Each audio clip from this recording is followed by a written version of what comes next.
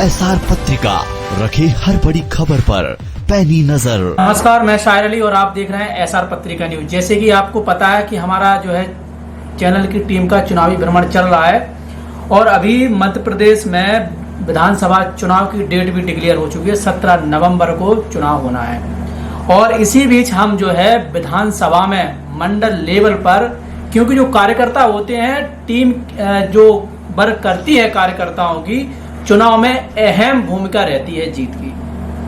अब ऐसे में हम जो है स्यावड़ा मंडल अध्यक्ष सुरेंद्र सिंह चौहान जी के पास आए हैं, जो कि स्यावड़ा विधानसभा में, और क्या कुछ खास तैयारियां चल रही हैं पार्टी की चुनाव को लेकर हम बात करते हैं। सुरेंद्र जी, आपका स्वागत है हमारे चैनल में। जी धन्यवाद। सुरेंद्र जी, आपको बताएं, जिस प्रकार जो है ये चुनाव हो रहा है, इस बार आर पार की लड़ाई जो है बताई जा रही है, जिस प्रकार आंकड़े आप देख रहे हैं, लगातार आंकड़े सामने आ रहे हैं, तो किस प्रकार आपकी तैयारियां चल रही हैं इस बार जो है आपके मंडल में? पहली बात तो मैं आपको ये क्लियर कर दूं कि जो कांग्रेस कह रही है कि आर पार की लड़ाई है, कांग्रेस तो कहीं भाजपा के सामने है ही नहीं। कांग्रेस तो काफ़ी पीछे है और हम फिर 5वीं बार सरकार बनाने चाहते हैं। क्या कारण है, जैसे कि आप कह रहे हैं कांग्रेस बहुत पीछे है, किस कारण और किस विश्वास के साथ आप कह रहे हैं? जी, मैं इसका आपको जवाब दे दूं। जो उनकी 14 महीने की सरकार रही है और उन्होंने वादा किया था किसान से कि हम आपका 2 लाख रुपए तक का कर्ज माफ करेंगे, और युवाओं से वादा किया था कि हम आपको 4,000 रुपए बेरोजगारी भत्ता देंगे। तो जो उनने कहा था वो तो कर ही नहीं पाए और किया ही नहीं, और जो नहीं कहा था वो उन्होंने कर दिया। जैसे कि तीर्थ दर्शन योजना थी, जो हमारे प्रदेश से बुजुर्ग जाते थे वो उनने बंद कर दी। जैसे जो हमारे किसान भाई, जो किसान अनुदान योजना के तहत जो ट्रांसफार्मर 25 और 30 हज़ार में लग जाता था और उनने वो योजना बंद कर दी, तो आज वो किसान बेचारा परेशान हो रहा है। 1.5 लाख का और 2 लाख रुपए उसको देने पड़ रही है। माननीय शिवराज सिंह जी ने अभी पुनः उस योजना को चालू किया है, उसमें 50% किसान को सब्सिडी दी है, तो फिर से हमारी सरकार ने उस योजना को चालू कर दिया है। जैसे कि संबल कार्ड योजना जो हमारी सरकार में चलती थी, माननीय कमलनाथ जी ने उसको बंद कर दी, जिस योजना से करीबन बहुत प्रकार के लाभ थे। जैसे कि कोई किसी के यहाँ यदि 50 साल से पहले किसी की डेथ हो जाती थी तो उसको 2 लाख रुपए मिलते थे, और यदि दुर्घटना में उसकी मृत्यु हो जाती थी तो 4 लाख रुपए मिलते थे। उसके तहत बहुत सारी योजनाएं थी, तो वो उन्होंने बंद कर दी थी। हमारी पुनः सरकार बनी तो हमारे माननीय शिवराज सिंह जी ने उसको पुनः चालू किया। तो इसलिए कांग्रेस की सरकार इसलिए नहीं बनेगी, हमारी पुनः सरकार बनने जा रही है। जैसे कि आप स्यावड़ा विधानसभा में आपने जन्म लिया है और हम स्यावड़ा विधानसभा खासकर स्यावड़ा की बात कर रहे हैं जी, क्योंकि स्यावड़ा जो है इसका बहुत पुराना इतिहास है जी। जैसे कि ब्रह्मा जी सृष्टि की रचयिता माने जाते हैं और उन्होंने सृष्टि की रचना की है, तो उनके पुत्रों ने सनक, सनंदन, सनातन और सनत कुमार जी ने यहाँ तपस्या की है सनगुआ धाम पे। और वहीं हम अगर बात करें तो ऋषि जो नारद जी थे उन्होंने भी यहाँ तपस्या की जी। तो काफी पुराना इतिहास है और बहुत ही महत्वपूर्ण ये जो है पृष्ठभूमि है स्यावड़ा की। तो स्यावड़ा विधानसभा में आप नहीं देखते हैं कि विकास के लिए लगभग जो है तरस रहा है अभी स्यावड़ा? नहीं, ठीक है ना।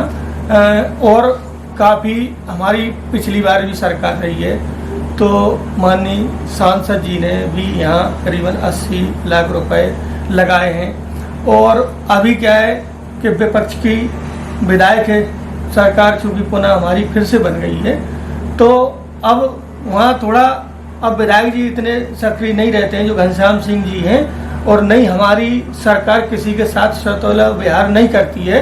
अब चूंकि वो सरकार से डिमांड रखें, सरकार उनको देगी और उन्हें क्या यहाँ विकास करा सकते हैं, उनमें कितनी गति है, तो विकास होगा।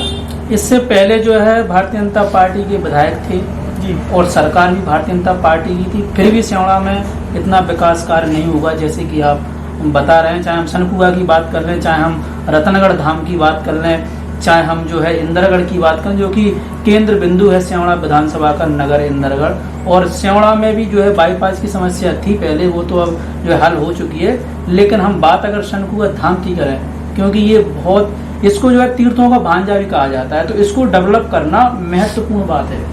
जी, जैसे कि आप कह रहे हैं कि आपकी सरकार भी थी, आपका विधायक भी था, तो हमारी सरकार में यहाँ जो हॉस्पिटल था हमारी सरकार और विधायक के रहते हुए बनाया गया, बाईपास भी हमारी सरकार में निकाला गया, और मैं मानता हूँ कि जितनी लोगों की अपेक्षाएं रहती हैं उतना नहीं हो सका है, लेकिन चूंकि अब आगामी सरकार बनेगी तो निश्चित तौर पर स्यावड़ा का विकास होगा।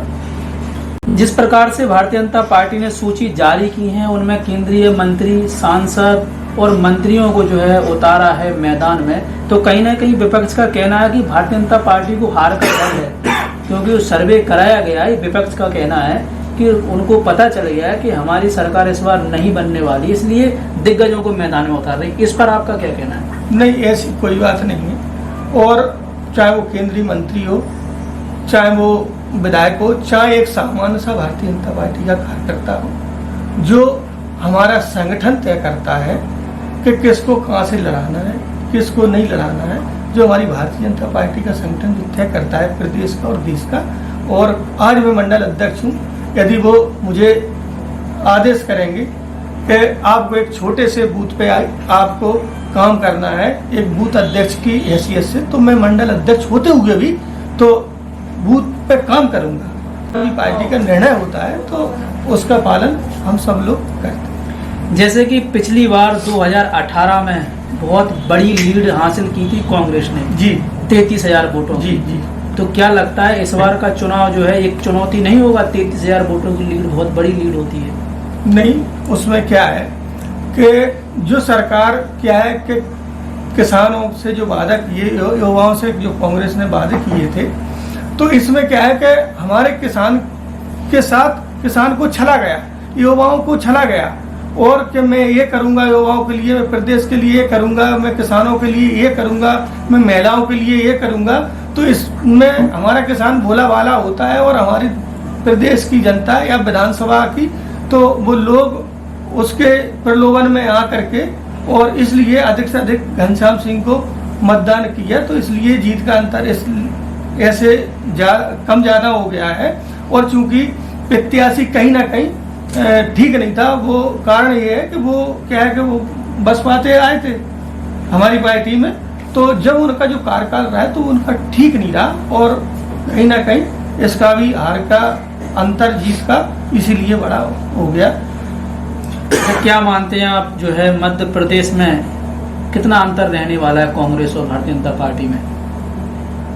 हमारी भारतीय जनता पार्टी की सरकार बनेगी तो करीबन 140 और 50 के बीच में रहेगी। 140 से ऊपर जाने वाली है, हो सकता है 150 प्लस भी हमारी भारतीय जनता पार्टी के विधायक मध्य प्रदेश में चुन के आएंगे, और पुनः हमारी सरकार बनने जा रही है। और निश्चित ही तौर पर हमारी पूरी प्रदेश की जनता, चाहे वो लाडली बहना हो, आज तक किसी ने यदि बहनाओं की चिंता की है, महिलाओं की चिंता की है, चाहे हमारी केंद्र की सरकार हो और चाहे हमारी प्रदेश की सरकार हो, यदि किसी ने चिंता महिलाओं की की है तो केवल भारतीय जनता पार्टी ने की है। तो हमारी पूरी प्रदेश की महिलाएं खुश हैं और भारतीय जनता पार्टी को वोट करने जा रही हैं, और मेरी पुनः सरकार फिर मध्य प्रदेश में भारतीय जनता पार्टी बनने जा रही है। जैसे कि आपने लाडली बहना का जिक्र किया है, तो लाडली बहना से याद आया, यहाँ पे विपक्ष का कहना है कि 19 साल से लाडली बहनों की याद नहीं आई मुख्यमंत्री जी को, जो है चुनाव के ठीक 3 माह पहले, 4 माह पहले चुनाव के जो है समय ही लाडली बहनों की क्यों याद आई? नहीं, ऐसा ये योजना जो है 19 साल पहले भी तो चालू कर सकते थे। नहीं, ऐसा नहीं है कि बहनों की याद अभी आई। चाहे वो लाडली बहनों की बात कर लें अपन, चाहे अपन लाडली लक्ष्मी योजना की बात कर लें अपन, चाहे हमारे केंद्र सरकार ने जो पूरे देश में, प्रदेश में सिलेंडर बंटवाने का काम किया है, तो हमारी सरकार हमेशा महिलाओं की चिंता करती रही है। अब वो कांग्रेसियों का कहना है कि वो अभी याद नहीं आई और अभी महिलाओं की याद आ रही है, तो ऐसा बिल्कुल कहीं भी है नहीं। और चूंकि अब क्या है कि वो कुछ भी कहें, और वो तो कुछ भी कह सकते हैं और कहेंगे भी,